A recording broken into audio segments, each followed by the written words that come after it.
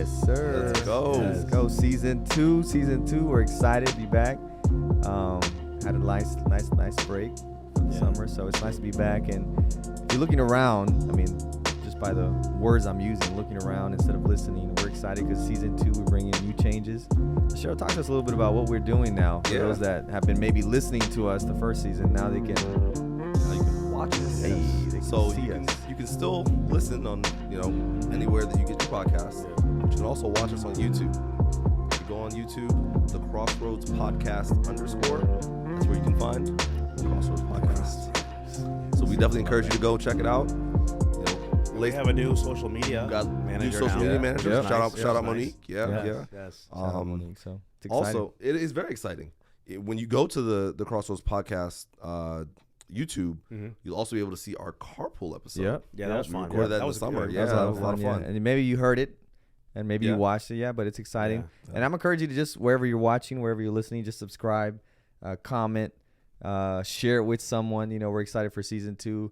OG, what we have planned for season 2? Right before we get into our topics for today. Well, this one of the things we kind of talked about. We wanted to do is the dynamic we have, the three of us. I think it's been really good. But we wanted to kind of add like a guest. Yeah. Maybe not every episode, but for at least half of the episodes, we'd like to have a fourth person, just to kind of like talk about, get some different perspectives and get some different. Anytime you add a person to a group, it changes the dynamic completely. Yeah. And we just kind of wanted to experiment a little bit this season and just see how that went. So I'm excited, man. We've got some names, that we've been talking about of guests that we want to have, and I'm really excited about the opportunity to talk to some more people and get a fourth person in here. That's gonna be fun. Yeah. So that's the big thing. I mean, I think this season, with the show, our format has kind of been really nice because we're just we don't have a lot of. We're organized in the sense that we're doing this, but we don't have a lot of planning, which I think it excites me because You when don't know we where get it's here, gonna it's go. like where we're gonna go. We don't know. Yeah. So I'm excited. The big thing for this season, I think it's the guest season. guest. I think season 2 is like the guest season, and next episode we plan to have a guest. And before we even get too far into it, this room that we're in, it looks amazing. Yeah, If you're not watching on YouTube, I would encourage you to at least to log in and see. Go to YouTube, the Crossroads link there, and see it because Elton, our producer, man, he did an awesome gone job over and beyond with this room, man. We got a nice little neon light here, and it's sound panels. cool. It's been he really went cool. all out. So shout out to E-Dog. He's been great and really likes to be behind the camera, behind the sound, but he's been doing an amazing job. So It's a good thing we got renewed for season 2. it's a good thing, man. So shout out to our We got whoever our agents, that managed to get another deal. renewing our no doubt, contract. We And, appreciate that. Season 2, we'll see what happens, and it's and, exciting. Yeah, appreciate everyone that also gave some ideas for this next season, topics, and we encourage you to do that as well. We're gonna have some good conversations this season too. I would encourage you, like, if go back and listen to first season if you didn't hear those. But I think even this season, even just us as a team, I think we're gonna have some really good conversations. I want to get deep on some stuff that people just maybe are not really afraid to talk about, or just maybe aren't even thinking about. I want to kind of get deeper this season. That's kind of one of my goals. I Is like to kind that. of really, I like really that. do more stuff like that. So I'm All excited. right, do more absolutely, stuff. I appreciate absolutely. it. Yeah, so we're excited. So, I mean, let's just catch up, right? We've been gone for a couple months. Season 1 ended. It was awesome. Here we are with season 2. But before we continue into the talks today, how was the summers? Yeah. It was good, man. I'll go first, I guess. Normally I end up working pretty much fall, winter, spring straight through because that's kind of when my job is the busiest. So I try not to take a whole lot of time around that time. But in the summertime, I like to take at least 3 to 4 weeks off. Yeah. And this year we kind of split it up, and we did a week in the Dominican Republic. Went to the Hard Rock, which is always a good time. Nice. And we just go there. That vacation is pretty much just chilling, man. Like I'm getting massages on the daily. I'm talking like Monday, Tuesday, Wednesday, Thursday, Friday. Like it got to the point now when I go to the spa, they're like, "Hey, Mr. Garcia," like The usual. yeah, the usual. And like So there's a 1 to bunch 3? of this. The way this resort's set up is like there's like a hydrotherapy area. And in those areas, they have about 6 or 7 guys that work the area. They get you the robe and the sandals and all that stuff. And by like day 3 or 4, they're just like, "Hey," like because they're used to seeing me. And I'm like, "Listen, get used to it because I'm gonna be here tomorrow again." You know what I mean? So that was vacation. That though. was nice, That's man. Like vacation, it's bro. just virgin pina coladas by the pool. Oh, that's awesome. It was nice. So took some naps, just relaxed. Oh, yeah. Yeah. And then we came back, and then we went off to the Azores, which is it's a collection of islands off the coast of Portugal, owned by Portugal. And we go out there with Elton and his family, and we had a great time, man. And that took some naps there again. Listen, naps is like a theme. Like I like naps. Man. Yeah. And just kind of got up late and just read and just relaxed, man. I encourage you, if you're looking for a place to kind of detach, man, the Azores is really, really nice. Yeah. And the trip was fantastic, but there was a little bit of a hiccup that I wanted to talk to you guys about because it pertains to some of us. A couple of us here. 3 of us in the room actually pertains to, really. Hey, so real quick, I'll tell I'm you the guys odd the man story. out, I guess. Yeah. But you haven't heard this story. I have so not. I think I need the to hear the listeners might story. enjoy this story a little bit. And there's got to be like a message in the story somewhere. There's we'll have to uncover it. Some sort of. But so before we left, Elton and I were talking with Sebastian about getting a drone, or thinking about. He and I have been talking about getting a drone for a long time. Mm-hmm. And normally, like, I don't like to borrow like people's stuff. Right. Like, if I'm gonna mess something or break something up, then it's mine. I broke it. Okay, I broke it. But like someone else's stuff, it's like an extra layer of responsibility that who's got time for that, right? Just an extra kind of worry. But Sebastian was like, "Yo, listen, take this drone. Take my drone. You guys will have fun. Take my drone. Take my drone."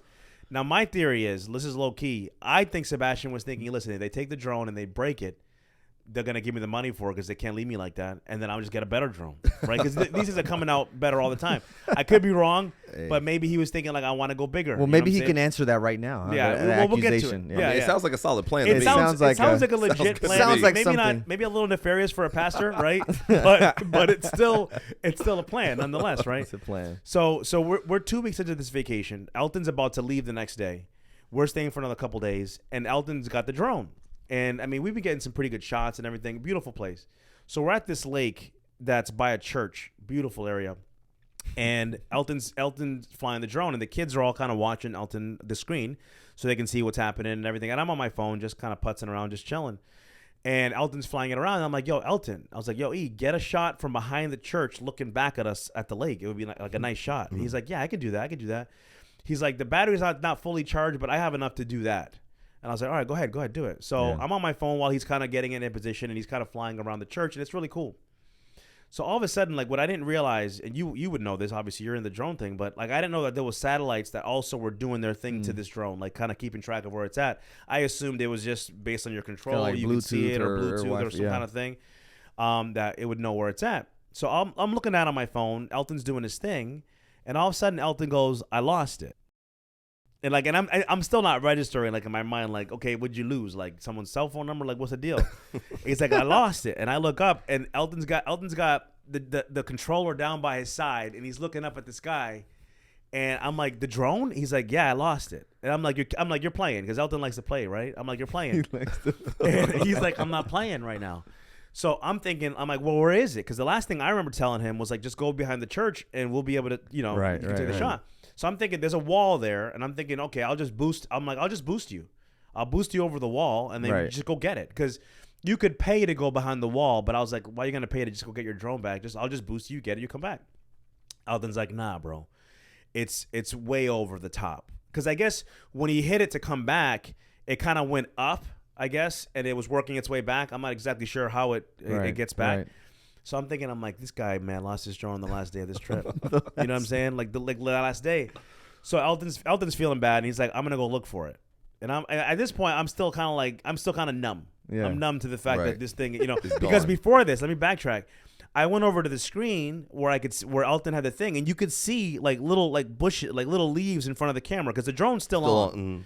And you could see it. And then all of a sudden you saw you saw it tumble. You saw it going like do-doom, do-doom, do-doom, do-doom, and then land on its side, like in the movies when someone like dies and they're just like on their side. You know what I mean? And you can see you can still see it right there. You can still see it. And I'm thinking like, where is this thing, right? Man. So Elton's feeling bad. He's like, yo, I'm gonna go look for it. So I'm still in my feelings, I guess, because I was just kind of numb. So Elton goes around the back way. He didn't pay to go in. He's like, I'm gonna go the back way. And the kids kind of went with him just a little bit, but then they came back and said, yeah, he climbed over a wall and he went up in there. So Elton has the Wi-Fi. He and I both carry the Wi-Fi on this trip. So he's got the Wi-Fi. So like 20 minutes into it, I'm like, yo, E, like, what's the deal? Like, are you getting close? Like, and I'm thinking to myself, I'm like, he's looking for this thing like a needle in a haystack. Like he's just out there looking like, do I see the drone? Like, do I see it? I'm like, where do you start looking? I'm like, you're never gonna. I mean, how are we gonna find this thing? Just looking around like naked eye stuff. I'm like, this guy's wasting his time right now. This thing is gone, right? Right. So finally, I'm like, did you find it? He goes, no, I think I'm close. He's like, I have some cord. No, I think I'm close to it. So then I started looking on YouTube about like if you lose your drone, what do you do? And they're like, oh, you can get the coordinates from the last location or whatever. So I was like, yo, do you have the coordinates?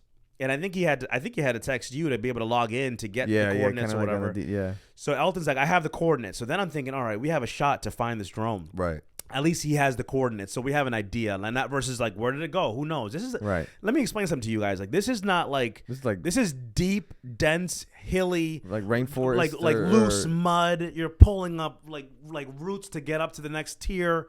Like it's not. This is tumble. This is not. This is boot put it camp. this way. This right. is like no one belongs in this woods. Like nobody's in this woods. Like this is deep, thick woods. So I'm like bumping. Let me go see if I can help Alton because he's out there by himself. So I leave.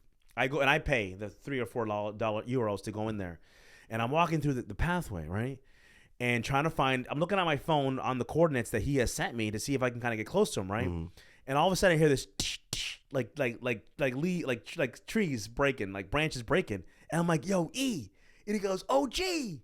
So I couldn't see him, but I heard him. And anyone else walking by would have thought it was an animal. But I'm like, this is probably Alton, right? So I'm like, "Yo," he's like, "Yo." So I climb through the woods, man. I'm going underneath the trees. I'm pulling up. I'm like, "Yo, did you find it? What's the deal?" He's like, "Nah, bro." He's like, "Oh, gee, I think it's around here." And I'm like, "Man." So I'm like, "All right." So he sends me the coordinates. I put them on my Google Maps. Now, like an idiot who doesn't know how to use Google Maps, I see a symbol that I think is the coordinate, but it's not. It's like another building. Like it's like where they're selling stuff. So I'm like, it's this way. It's this way. So he's like, you think so, OG? And I'm like, yeah, let's go. Now, it's been like an hour and a half at this point. Oh, goodness. The story's wrapping up. I promise. Oh, my goodness. So I start leading Elton away from where he was. Come to find out, it was actually like some building that had nothing to do with what we're looking for. So we work our way back, right? Now, it's been like 2 hours, and I'm thinking, man. So I start praying. You know what I'm saying? I'm like, listen, God, listen. I know this is just a drone. Like, it's not that big of a deal in the grand scheme of what you got going on, right? You got a lot of stuff. I seriously, man, I'm talking to him like, you got a lot of stuff going on. This drone, it's peanuts. You know what I'm saying? It is what it is. Like, you know, but if you help us find this drone, please, like, I know you hear me. So help me find this drone if it's your will, right? So I'm thinking, I'm like, if you find this drone, it's because he brought us to it. Because this drone was not going to be found, man. I'm telling you. So we go back to where Elton was in that area, and we're looking around, man. We don't see it. So I climb up this little ridge, and I'm up there thinking, like, man, like I'm pretty much like let's bounce, let's bounce, bro. It's been a couple hours. We just tell him like we lost it. We just get you another one done. Call it a day. All of a sudden, I look down, bro. There it was, man. Wow. Dude, it was like I have a picture of that. We can even put it on the video if he wants to upload it. I looked down to the right, and it was like a steep drop, and then like a tree right on the drop. And the drone fell right in that wedge between the steep drop and the tree. Wow! And it was nestled in some like pine leaves kind of thing. Wow! Like had the tree not been there, it would have fallen over the edge, and I would have never seen it from where I was. Right. So I'm thinking, I'm like, look at God looking out for me, man, with this drone, man. Like he's like, listen, I'm gonna help you find it because you know that's not a thing for me. I know exactly where that thing is because we were right there by it, man. And it's funny, ironically enough, where Elton was when I found him was about 15 feet from where it actually was, but it was over the ridge. Right. So you couldn't see it. So when we found it, some of the things were kind of closed up on it. It actually kind of closed itself, which is kind of weird. And it had some damage. Elton's been kind of working on trying to fix it and stuff like that. But that was like one of those moments, man, where you're just like, you know, just kind of tying it into kind of what we like to talk about, just like, you know, you pray about stuff and you think like, is God really listening to me? Like sometimes you have those thoughts that come to your head. It's like, he don't care about this drone, man. Like he's out there like saving lives and whatnot, right? And all of a sudden I was like, we found that thing because God directed us to it, man. Yeah. And like that, I'm here to testify, man. That's a real. That's cool. God was God's answering prayer because I'm telling you guys right now, that woods was mad thick and mad deep. Like you were not finding that thing without intervention. I'm telling you right now, because even where the GPS pin was. It was an area, but it wasn't like right where it was. So, but we found it. It's trying to get repaired. But anyway, this is my chance to ask Sebastian. Was that part of your master plan? You know what I mean? 'Cause you almost. Should I look at the camera? You know, the plan worked. But the plan worked. But yeah, no. So that was the end of that trip. We ended up spending a few more days. Nice. There and then we're back working, man. But it was a good summer. Legit. It was a really good summer. It was nice, but I'm happy to be home too. Yeah, home, you know, it's good. That's good. I feel that. What about you, man? How was your summer, man? It's good, man. It was really good. Took a few trips this summer. So in June, went up to DC and the New Jersey area. So I saw my parents, a lot of my wife's family up in New Jersey. So that was a lot of fun. Yeah. If you know anything about me, I love to travel. You can tell me that I'm getting on a plane and going to the middle of nowhere. Sign me up. Yeah, you're down. Hand me the ticket. I'll pack my luggage. I'm out. I love to travel. Yeah. Ended up going back to Maryland in July. One of my really good friends had a birthday, so I went up to celebrate with him. Shout out Carlin, he listens to the podcast. Shout out to you. Okay. And then my mom's birthday happened to be around the same, that same weekend, so I was able to spend some time with her too. Nice, so nice. that was good. And then 2 weeks ago now, went to Charlotte, North Carolina. First time ever been to Charlotte. Charlotte is nice. Really? Charlotte is nice. The airport is nice. Airport is so I had flown through the gone through the airport a few times. Yeah. And the airport is fantastic. Yeah, I love the airport. It's nice. But I had never actually spent time in Charlotte. In the city, yeah. And so, me and my wife, we figured, got some time. Let's go, and it's like a delayed anniversary trip. Yeah. Go hang out in Charlotte for a few days. Yeah, it was nice. Really? It was nice. So North Carolina. we had to do it right. We had to do the trip right. So you can't just drive up to Charlotte in your regular family car. You can't do that. No, you can't do that. We don't, So I'll backtrack a little bit. When we went to Jersey, to Maryland and Jersey, got a Tesla. Teslas are nice. Yeah. If you want to feel some acceleration, get in a Tesla. Getting a Tesla. If you want to feel some power, get in a Mustang. Oh. So we went ahead and we so you went Mustang? Yeah, bro. You went You went Mustang. muscle car. Yeah, we went North muscle Carolina. car with the drop top. Oh. Yeah. So we dropped the top. That's nice. Head Cruising. Just It was cruise. nice? Oh, it was nice. Wow, Yeah. There's something about driving. It's the roar of the engine. Like, it just feels like you got power. You feel the power. Yeah. But And you then also you feel, just with the top down. Yeah, It's just- yeah. Like you just have like there's a different level of confidence. Yeah. Oh. Like you're driving. You're like It's that you're grease. not gonna try me. Is it one of those confidences like when you pull up to the stoplight and you look over and the person looks back at you, they know that you know. Exactly. Okay. Exactly. Okay, There- wow. There's no doubt. Okay, There's wow. no doubt. They look But at you. I feel like that's the confidence where you go from two hands to like one hand, Yeah. Oh, you have to. and you lean Yeah. back a You bit, have to. and you're you just have to. There is no 10 and 2. Yeah, There's yeah, no 10 there is and no 2. 10 and That 2. doesn't exist. That doesn't exist. This is Wow. Yeah, Okay. and then we had a bunch of really good food. Every day we were hitting a different food spot, and it was all the places that we went to were unique to the Charlotte area. Phenomenal, Nice. phenomenal. So one of my guilty pleasures is sweets. One of my wife's guilty pleasures is ice cream. Yeah. See, I We- know I liked Monique. I mean, Ice cream is where it's at, you bro. can't Ice go cream is wrong. where You it's can't at. go wrong with Ice that. cream is You where it's can't. at. So we went to a place that had a combination of the two. Okay. Oh. It's a place called Sweet Crunch. So they do like gourmet waffles, and they you can put ice cream on top of them. So she ended up getting this one. It was like all these different berries and fruits with ice cream, cinnamon sugar waffle. I went ahead and I got a cinnamon sugar waffle with cookie butter drizzle. Man, you always find the good spots. Bro, you Yeah. have to, yeah. How Look, do you, man, like, what's up? That's man, crazy. it's important. Food is important to me. It Like, is, you can't it's- live without it. no, You just I can't I'm live just without it. curious about like your research process. Yeah. So like, I actually researched for a little bit for this trip. I So it's not like what's around here. It's like no, do you use Yelp? Like, how do you Google? Like, how do you? you're intentional Google, beforehand. Yelp, Okay. You go off of pictures, customer reviews. both. You gotta go off of both. So sometimes pictures will deceive you. The Yeah. pictures look nice, but it's not what's actually there. Yeah. That's usually the case. Actually, That's when it usually comes to- yeah. But how we found that spot. So one of the things that I had reviewed or had researched for this trip was a Segway tour of the city. So you get on a Segway and you're going all around. Side note, we were able to see like one of Michael Jordan's condos and it was like True, Charlotte. Yeah, that's true. he That's is a true. billion, like he is a billionaire living like a billionaire. Yeah. Yeah. Like, so we toured this whole city, and the tour guide we had was phenomenal. And at the end of the tour, he was like, this was like midday. He was like, thanks so much for coming out. Like, appreciate your business. If you guys are going to get lunch, there are a few places that I'd like to recommend. You can go to this place, and then there's this other spot. It's called 7th Street Market, and it's like essentially a market, and it's got a bunch of local vendors, and you can just kind of pick whichever one you choose. Mm-hmm. Right. And so we look, that makes the most sense. Yeah. You have more options in one place. Let's check it out. So we walked in, and as soon as we walked in, you saw the we place. saw it. We're like, yeah, that's it. That's wow. it. That's it. Yeah, I will absolutely go back to Charlotte just for that. The Angels. Absolutely. You guys do that kind of stuff too, because you guys be driving to Savannah for just a little snack. Oh, absolutely. Yeah. So I have gone to Savannah multiple times just to go to. I know. That's crazy. It's just to get a peach waffle and his story about the Greyhound to New York is always crazy. Oh yeah. There have been many times where living in just outside of DC, just go wake up early on a Sunday morning, get up at like 6:30, get to the Greyhound station, get on the Greyhound at about 7.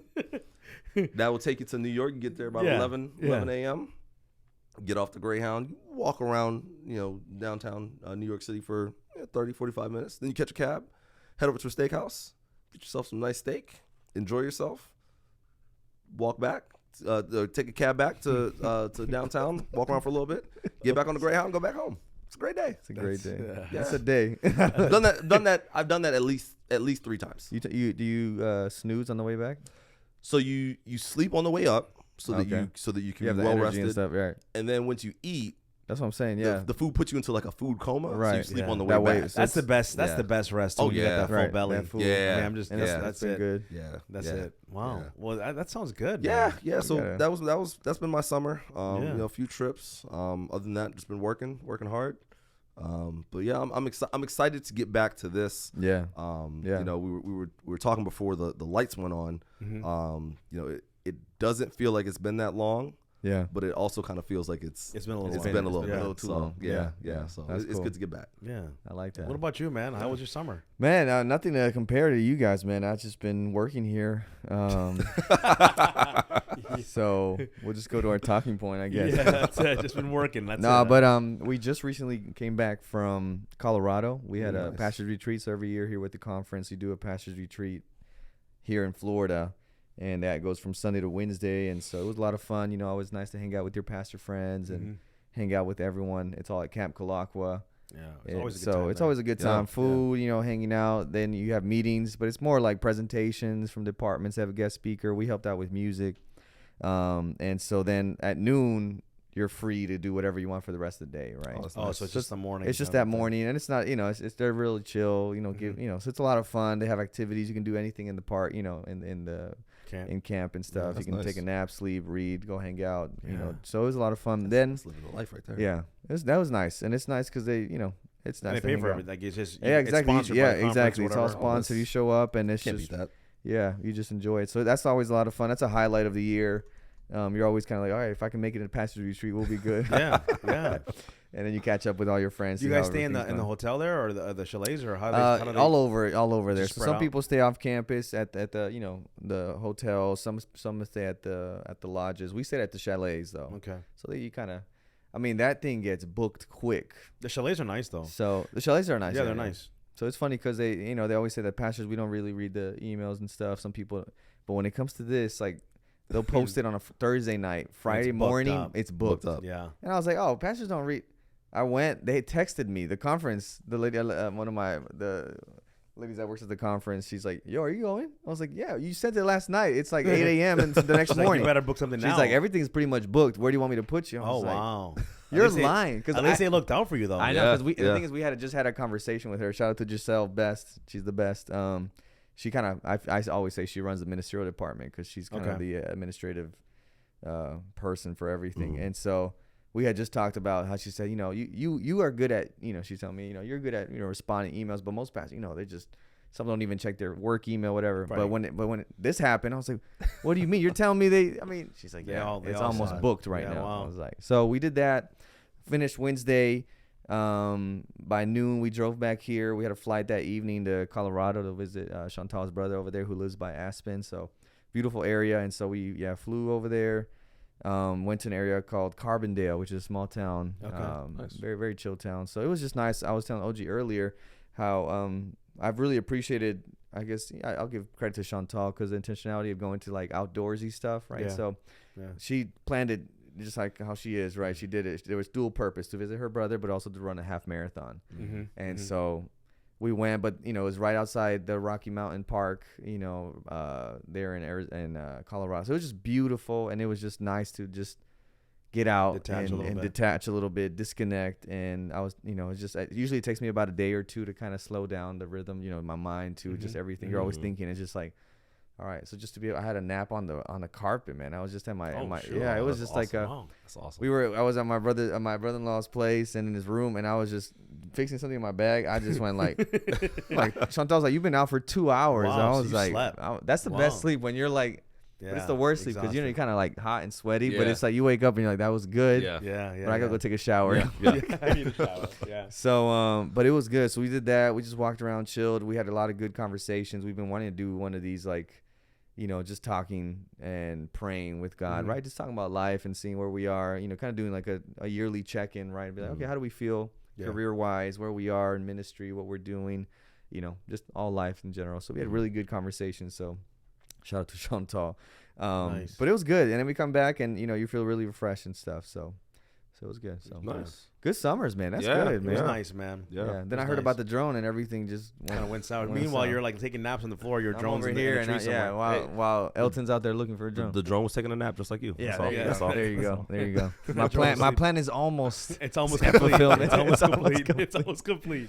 Oh man, but yeah, we for our first episode here of season 2, we're excited. Next episode we'll have someone on, a fourth guest. Yeah. And it'll be exciting to have that conversation. But now, anything that you guys have, maybe been through the summer or recently been reading about, hearing about, and you're like, yo, that's an interesting thing that you have some thoughts about.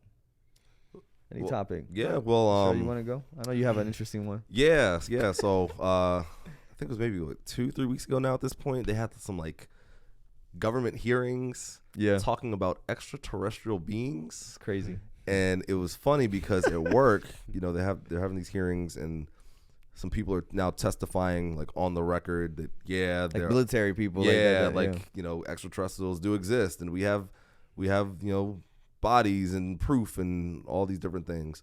And so like people at work are just like, yo, aliens are real. They're real. Yeah. And so like it's just been like this huge topic of conversation, and it just got me thinking, like, if aliens are real, how does that affect, like, does that change what we believe in? Mm-hmm.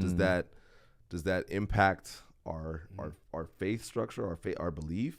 Mm-hmm. Do we believe in aliens at all? Like what is that? Yeah. Like how does that like how do they how do they mesh? Do they mesh? Can they mesh? Yeah. That's good. You hear some of the stories. Like I was listening to another podcast, and I don't know, maybe you can put the link in the show notes. I'm trying to remember the name of the podcast, but he was talking about that very thing where like he was investigating, and he went to like Area 51, like on the outside of it, and just the stories that people have that had allegedly, this one guy who actually allegedly was captured by an alien ship. He was with his friends like in the woods, and they said they saw like this light in this area of the woods that was kind of burnt out. Are you talking about Stranger Things right now, or no? This is a real. It's actually a pretty interesting podcast. I check it out. And like he was missing for like 10 days or whatever it was, and his friends that were with him were actually being questioned by the authorities, and they were like, he was there, and then he went up to this thing. We said, don't do it, and they took him, and like. These guys were like, they took polygraphs and they passed polygraphs. Wow. That he was there. And like, no one knew where this guy was for like 10 days or whatever. And then all of a sudden he appeared somewhere, and he had this story about he being captured by the aliens. And like, no one knew where he was. Like his friends were about to go to prison for like allegedly getting rid of this man. Right. Wow. Right. So like, there's tons of stories. There was a couple in New Hampshire, I think, that had said, I mean, the people went through like some serious PTSD and like all messed up from like these aliens that they encountered. So, personally, like I have no doubt that we are not alone in the grand scheme of everything. It actually takes, in my opinion, almost more faith to think that we're the only living beings in everything, right? Yeah. I mean, we galaxy, galaxy, and we're such a small thing going on in what everything is, right? We have no concept. It's unfathomable how great and vast, and then we have this little planet with a little sun and a moon, you know what I mean? Like, so and my personal belief, is that there are other worlds, right? That have beings on them that, and I believe God created all of them, right? But, Yeah, it's interesting to hear people talk about it because you think about it like in the movies, like is it like the alien that's got the big eyes and right? You know I mean, I don't know that it's like that, but this guy that I listened to the podcast,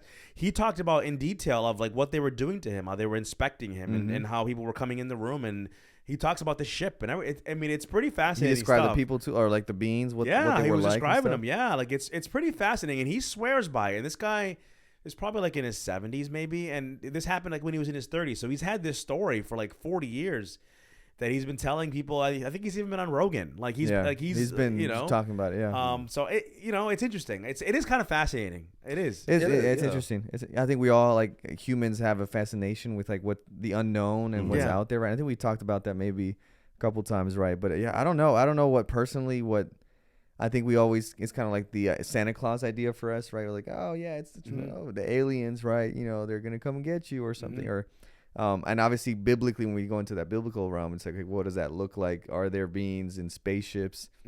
Could be. I mean, usually when we think about the great controversy, good and evil, when we talk about, doctrinal things, state of the dead, when we think about people talking to spirits and stuff, right? So I don't know if that's like the same kind of category, right? Where you're like, okay, if you're talking to a spirit, right, or something that, or like you think you see your loved one that passed away, right? So I have no doubt that there are beings in our galaxy, right, that can maybe shapeshift in a way, if that makes sense, right? It sounds like Marvel, but in the sense of you think of just angels from the Bible that they can appear as humans, right? So it's like what are you really seeing? Exactly, and that's the thing, right? So I don't think that we're not seeing what we're seeing, but it might not be what we think we're seeing that we're seeing, if that makes sense. Yeah. Well, and it's one of those things too. Like, why would I try to think about it from a perspective of like why would other why would they want to come here, right? And why just they get off on like.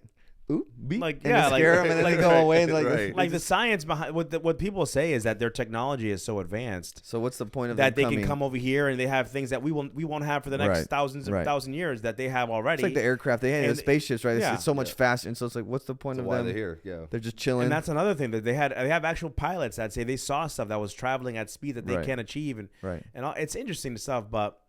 Who know? It's interesting that the government is now kind of getting involved and people are testifying. I have to see. I saw a little bit about it, but I didn't really read into like what they're saying. But I guess it's all they're saying. Hey, we have evidence under oath. Yeah, they're like everyone's like, oh, cool. So no, there's people that say that we have actual like alien like bodies.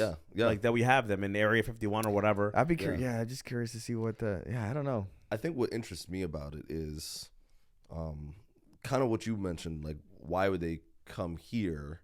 What about Earth is so fascinating and so special that you would come from, some galaxy far away to inspect us? Right. But then the other thing that interests me and kind of relates to how like our belief system, our faith, is we believe that the only reason that death exists, that death is a thing, is because of sin. If human beings didn't sin, we believe that we would be able to live eternally.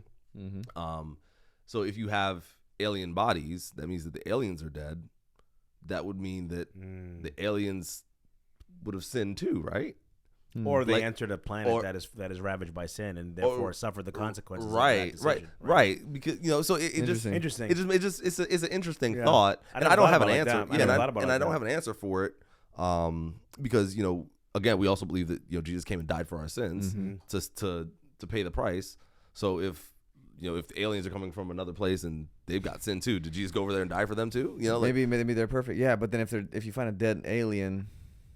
Yeah. Right. So it's just one of those things that just makes you think. Yeah. And you're like, I don't know. I don't know if you guys ever think about like heaven or God. I don't know if it's because maybe the movies we've seen about the Bible, right? But every time you think about Bible stuff, you always put them like behind, like technology wise, it's not where we are, right? So you kind of think like, oh no, that's not of God because that's really high tech. Well, it's like, well, who's to say that? I don't know. We don't even know what heaven looks like, right? It could be that.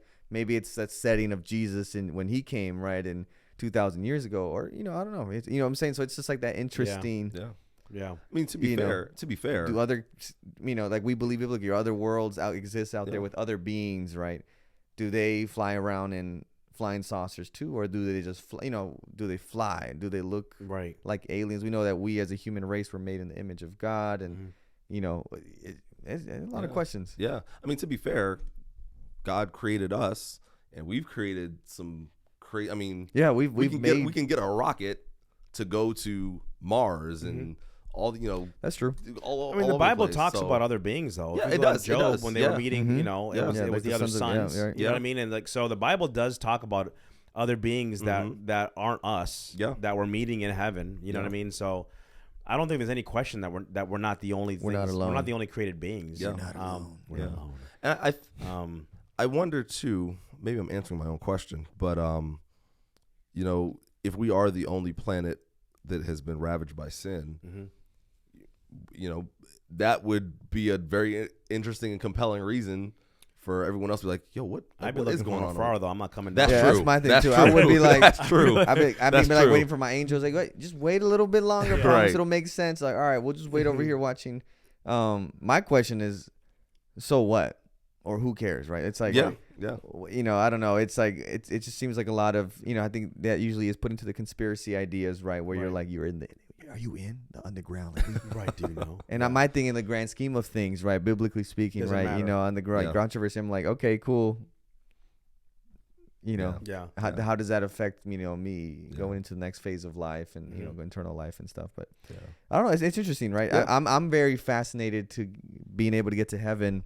And aside of, I'm sure we all have many questions. That might be an interesting conversation, right? To have, like, what are questions we are waiting to ask God when we see Him, right? But just all these kind of questions, right? In terms of curiosities, like, hey, can I talk to my angel? Like, okay, what's the deal about aliens? True or not? Who was it? What was it behind it? Was it just or like why? Yeah. Was it a break in dimensions? Right? There's an idea that God is operating. We have 3 dimensions or 4, but He's like in different dimensions, and that's why it's like how you have a 3-dimensional object trying to interact with a 2-dimensional place, and it looks like just a random thing when it's your whole hand, but it's like you're just feeling.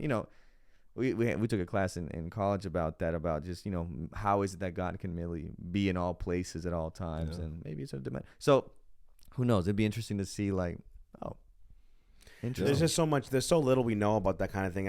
It's funny. I was talking about this during our Sabbath school this past week, and I'm kind of butchering the description, but somebody, I guess, had asked.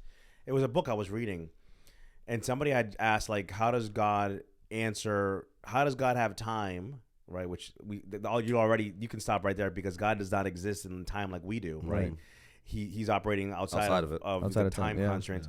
But how does God have time to answer all of our prayers at the same time? Like, if we're all praying at the same time, our own problems. That's a good question. How does God do that? And what the author was kind of saying, and I had to read it over and over, and I'm gonna have to read it again just to make it stick. But it was saying how, like, God, like, everything to God is now. So like you and I, like, we have to process A, B, and C, at different times.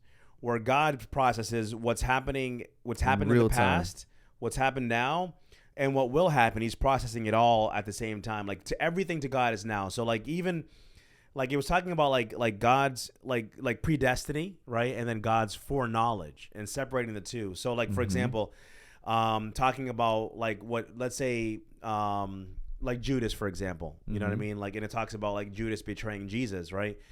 He wasn't predestined to betray Jesus, although God knew in His foreknowledge that he would betray his son, right? Yeah. He knew it. It doesn't mean that He caused him to or that He had to. Mm-hmm. He just knows the choices that you're going to make ahead of time. Now, I have a question there. Because if you were to know every decision I made, right?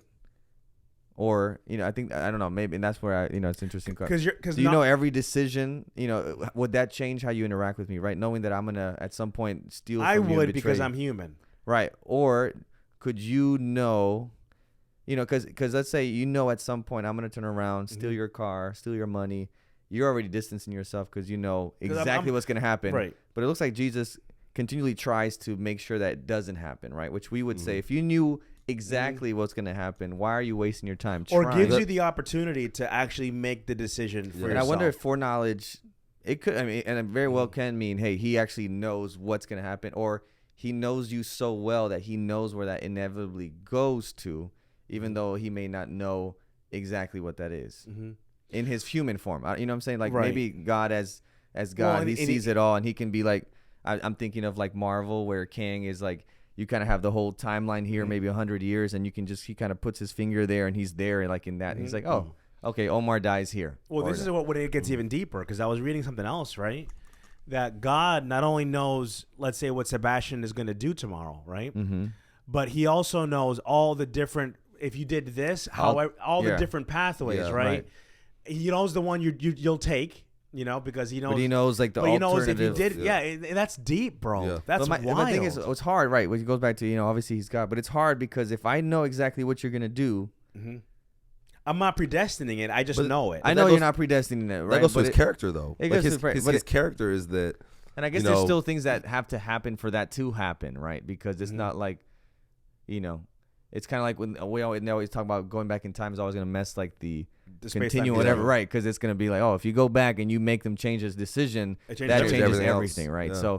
So it's like a hard thing for God to have to operate, right? Because he's like, yeah. So then when it comes even to like whether or not someone's going to decide for or against God, right? Like, right. Although he knows, it doesn't change what he's doing now. Right. You know what I mean? And what he's trying to like do now. Continually trying to, But anyway, I just got into that about everything. Like, that was a new concept for me to think about, where like everything that God, that's happening with God, it's happening now. Like the future's now, the past is now, and now is now. It's all now. And he's able to kind of sort through that in a way that on our minds we just can't put together, because everything for us is in that time constraint. But anyway, it was a book. It was kind of deep, kind of heady, but it was interesting to think about it that way. I'm sorry, I'm just stuck on it because it's kind of, you know, it's like the Gospel of Judas, right? That was written, that the idea of Jesus telling Judas what to do so that he could fulfill prophecy, right?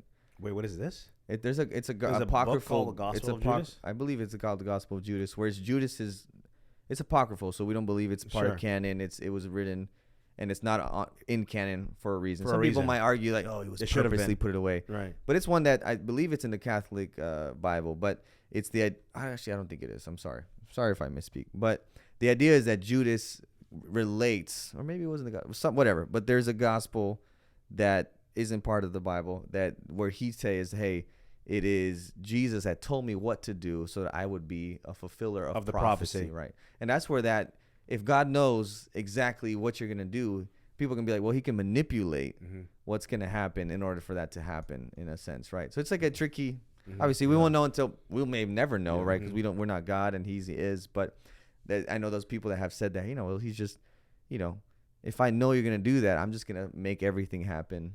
But then again, you could mess up. Right. Well, and the beautiful thing about God is he doesn't treat any of us differently in the now, like Judas, even though he knows we may reject him down the line. Yeah. You know what I mean? Or we may, you know, it's crazy. It's a beautiful thing though to have foreknowledge and not change how you treat people in the present. Yeah. Which is, and I think, you know, that's where faith comes in too. Like we have to have faith that he is who he says he is, and that with him knowing what will happen 30 years from now, he will not step in to like alter things or to force us to do things to get to this the end. outcome. Well, and like you said, but the beautiful thing about God, right, is that what you're experiencing in your life now, today, when you look back, you know, 10 years ago into where you are now in your walk with God, and knowing that he's working with you now gives you all the hope that you need, that you're being worked on. Yeah. You see what I'm saying? Yeah. So even if the trials that you're having in your life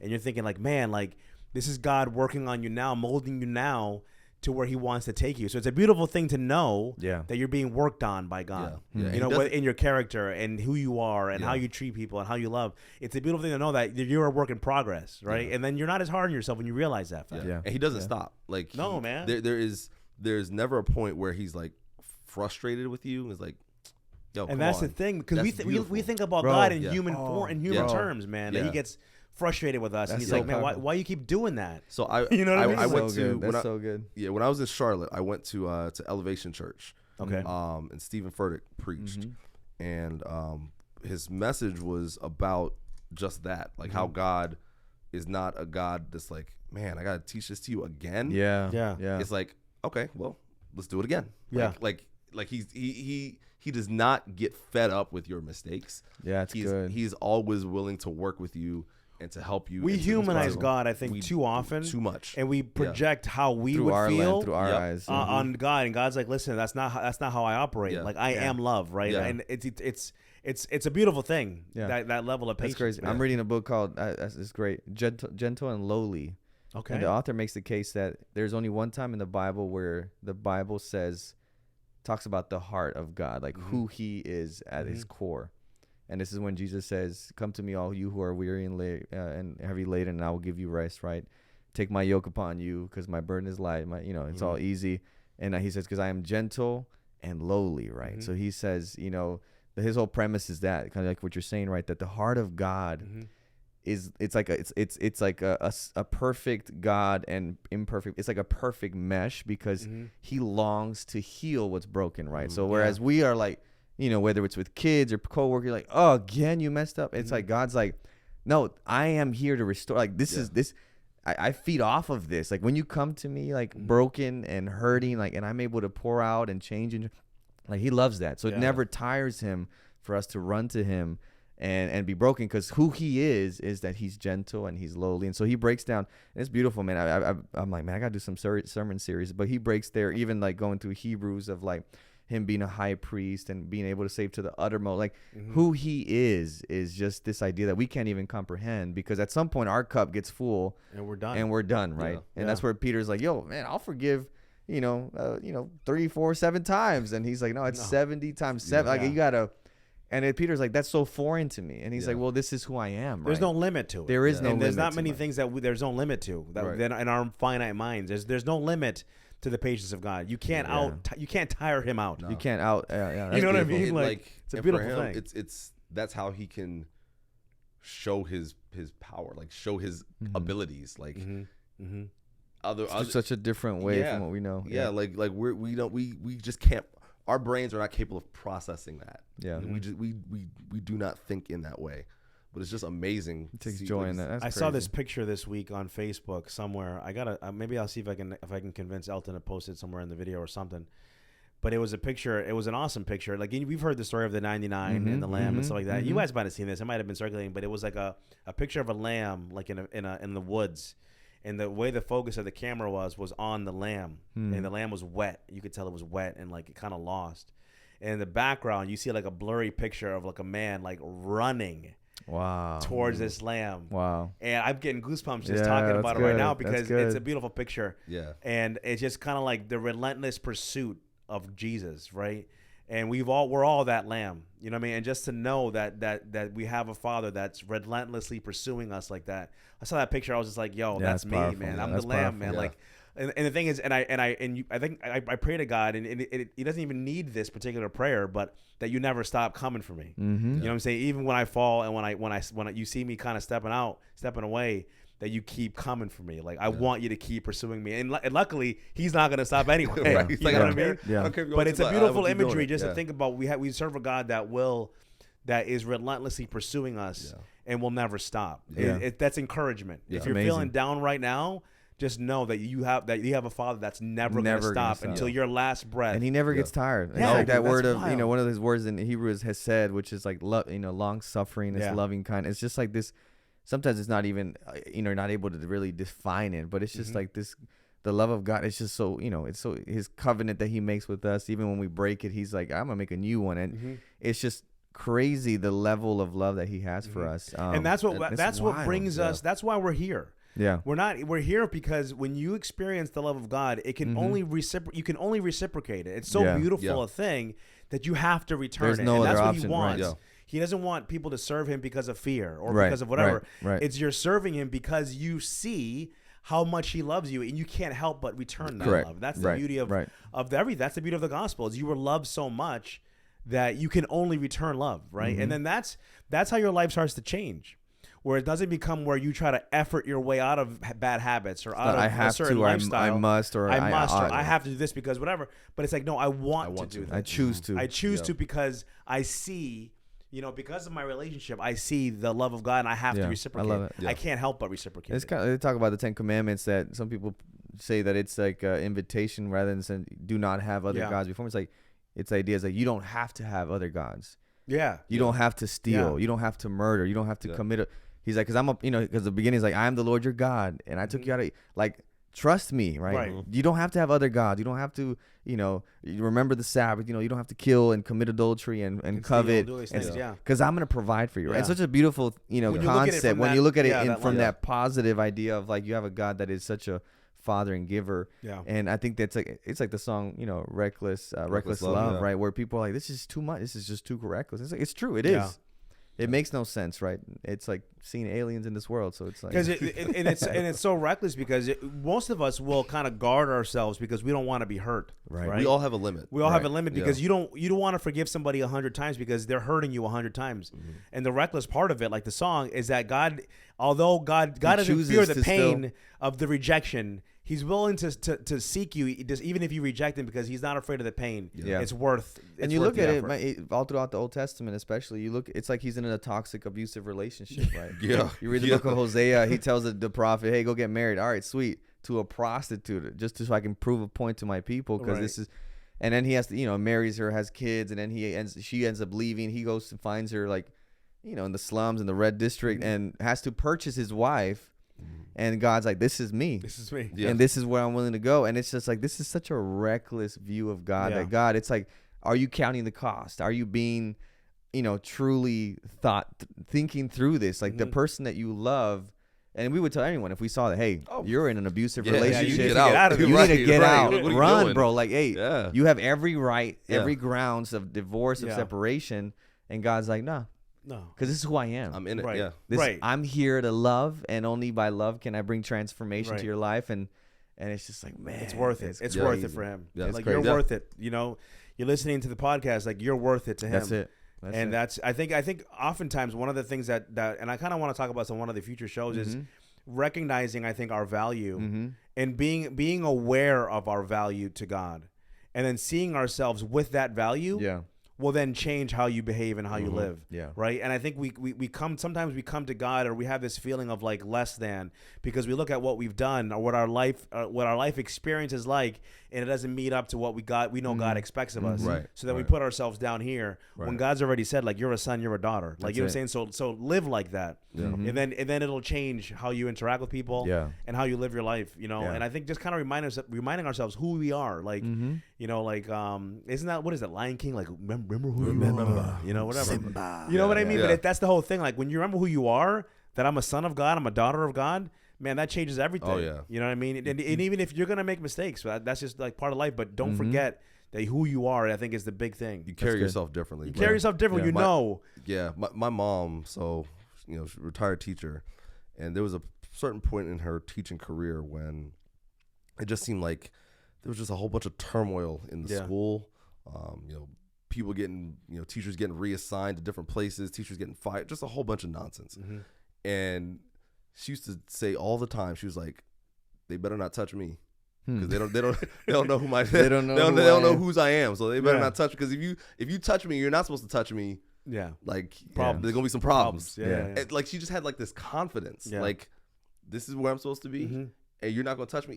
If I'm supposed to move, then I'm a move. But that's that Christian confidence. Yeah. You know what I'm saying? That can't be shaken. Exactly. You know what I'm saying? That might be a good conversation. Kind of like the claim it idea, right? Because I don't know that's not what you're saying, but I know people like, you just claim it and it's yours, right? Right. And there's that, we can talk about that some other time, right? Because it's but no, that's powerful. Yeah, that's powerful. Like, I love that. When you know whose you are, you don't not easily fear. shaken. Yeah, you don't fear a bunch of stuff, because you're like, oh, you're telling me that I'm fired?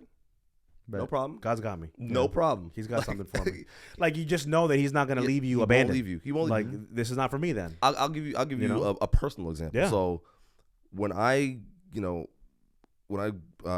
graduated, I started working. I was working down in Orlando, and then COVID hit, and I got furloughed. And I was like, yo, come on. Like, it's a month before I'm supposed to get married.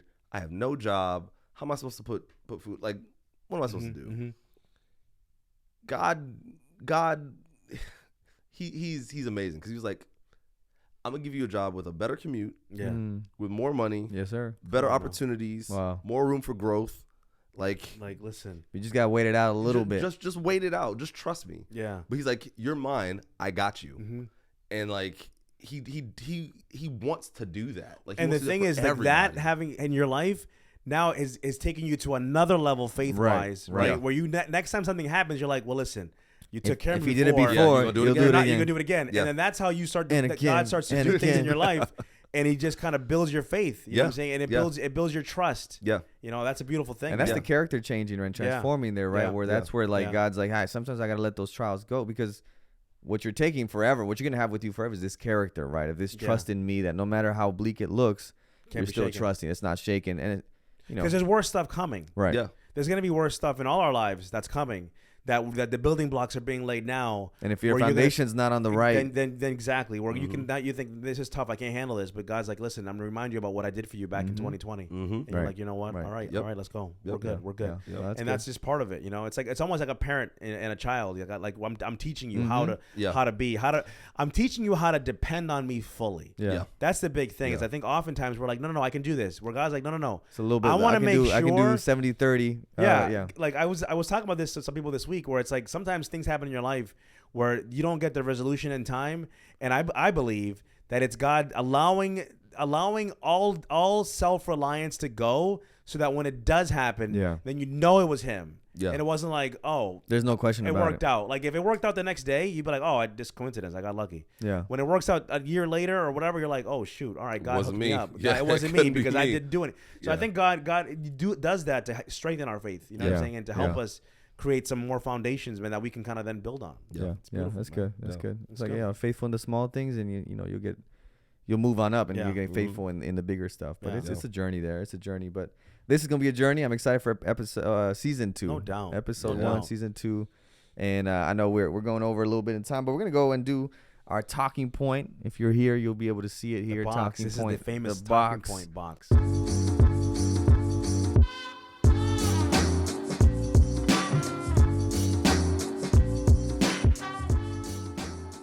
All right. What is your favorite Bible book and why? No, not bad. Mine. That's a good one. Pretty good. I think mine is Proverbs. Okay. Just a lot of wisdom in there. Yeah. And I feel like there's some one-liners in there too that are pretty get you a laugh or two. It's good. But I just like the practicality of it. Like I can take a verse of Proverbs right now and apply it to my life, like right now. There are other books where like you read it and you're like, all right, I got to really like dig into this and kind of understand what it's telling me. But Proverbs like in the moment, don't be lazy. Done. Got it. Very applicable. Very applicable. Right. Yeah. Right. What I love about it is that it's 31 chapters. So if you ever have a struggle with what to read, you just look at what day in the Bible, day in the month it is, and just read that proverb. Yeah, that's a good one. That's a good one. 31 days. So I don't know what God. All right, Proverbs 7. Yeah. Wow. Yeah, that's a good one. Yeah. I'm gonna cheat a little bit because I'm gonna say. Hebrew. We just did Hebrews in our class. Yeah, I love Hebrews, man. That book, it's so good because it's like, well, I guess we believe that it was Paul that wrote it, but it's kind of like he takes you through this whole journey of like Jesus being better than, and what he's doing for us, or what he's done for us, what he's actively doing for us now. And it's a beautiful thing. But when I said I'm going to cheat is we're doing Acts right now. Yeah. And and then it's Acts is nice too. Yeah. You know what I mean? Got some good stories in there. And what I didn't know until we started doing this was Acts is kind of like Luke 2, right? It's a continuation of Luke. Yeah, right. So I'm enjoying that. So my favorite book could change as we keep going. I feel like through it kind of becomes what book you're reading, right? It depends what book I'm reading, but I like a lot of the Paul stuff. I do like a lot of the Paul stuff. I mean, you could almost take a book and just put all of Paul's writings in there, and that would be like a mini Bible there, and that would be because a lot of the Pauline theology is just some deep stuff that you almost have to read it a couple times to get it, but once it lands, you're like, oh wow, this is nice. This is nice. So I'm gonna say Hebrews. Good. Because Hebrews, I love that book, man. I encourage you to read Hebrews if you haven't read it. It's a good book. Yeah, good book. I'd say my book. I just finished Exodus. I did Genesis, Exodus. But I'd probably say Genesis now because just reading through it on my other podcast with my friend, we've been going through dealing with grief through the Bible. And we've done a lot of. It was really good because we both lost. I lost my dad. He lost his son, at kind of at birth type of situation. So shout out to Edgar and his family. But it's been cool because looking at grief through, and it's pretty cool through the eye. It's just imagining, right? Cain and Abel in that situation, right? What Eve thought and what the grief that they went through, right? You think of different stories, right? Going up to Noah, Joseph, Jacob, Abraham. So all these people that are like going through this situation. So I think I like Genesis a lot, not only because of the relational aspect that you can get a lot from, like, you just take a moment, sit, what does it look like to be in this situation, but also the foundation that it sets for the Bible, right? So the idea of God as creator, or just like that God likes to choose individuals or peoples or groups to be able to represent him, right? So just a foundation that Genesis sets that really everything else, and kind of like what Paul does in Hebrews, right? Everything was out in the Old Testament, right? And we're just pointing all that to Jesus, right? So I gotta reread. I think Genesis. It's good. It's one powerful. of those books. Sometimes you end up. It's like you start there so many times that you kind of not that you take it for granted, but that you don't really pull out the meat and stuff. Like you said. I would just say when you read it, and that's what I'm trying to do now, is look at the relational aspects, and especially in there. So look at just imagine what it would have felt like for Adam and Eve to find out about Abel and Cain and Abel. Just kind of putting yourself, and it kind of becomes more real because you're like, oh, dude, it's heavy. That's crazy, man. Yeah. So Cool. So great, but awesome. Yeah, good stuff, man. Episode 1. Yeah. Wrapped it up. So again, if you're watching, if you're listening, don't forget to subscribe wherever you're watching and listening. Leave us a review on Apple Podcasts. That really helps us. Share on Instagram, social media, Facebook, TikTok, whatever it is, share so we can get more people to come out and listen. And again, if you have any comments, any questions, any topics you'd like us to talk about, send them our way. So yeah, I'm excited about having the guests on. I think next episode it's going to be really nice. Fun. I know today we were kind of catching up on some stuff, but I'm excited to kind of get into some deeper stuff too. I have a good feeling about this episode. I think God's going to continue to do a lot of things, man, and I'm excited. I'm excited. It's a blessing. It's going to be good. Thanks, guys. We'll check you out later.